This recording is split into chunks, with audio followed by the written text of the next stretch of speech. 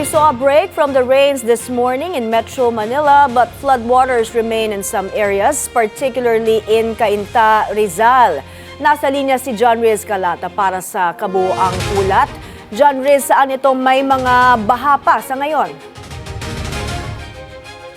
May ankle to knee deep pa rin ang baha sa Karangalan Village sa barangay San Isidro, Cainta, Rizal. Kasunod ng malalakas na pagulan kahapon dulot ng habagat, itinuturong dahilan ng mga residente sa pagbaha ang mga basurang bumabara sa mga drainage sa kanilang lugar.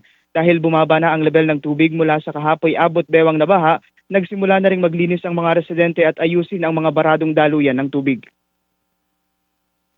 Pag medyo mataas na po yung tubig, sinasabay na po ng mga tao yung basura nila, pinapaanod na po. Mga walang disiplina po. Dapat po hindi nila tinatapon yung basura. Iniintay na lang nila na bumaba yung baha. Kasi araw-araw naman nandyan naman yung basura, kinukuha naman.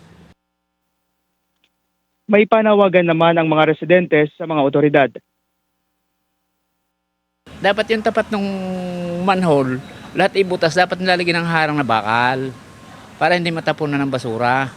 Yun lang naman ang problema dito Laging nagbabarado yung mga manhole. Nang tanungin naman si Andal kung ano ang kanyang maipapayo sa mga residenteng nagtatapon ng kalat, tumanggi itong magkomento dahil dapat alam na raw ng mga tao kung ano ang tama at mali pagdating sa pagtatapon ng basura.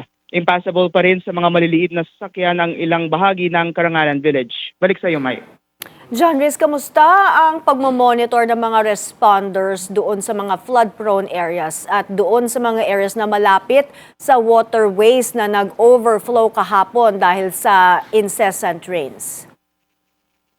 May kanina, we saw authorities sa paligid noong baha kung saan may binabahang lugar. And some other villagers are bumabalik na sa kanilang mga tirahan. At ayon, naglilinis na sila. Yun yung mga steps nila. And the authorities were still there, Mai. Alright, maraming salamat, John Riz Calata, nag-uulat.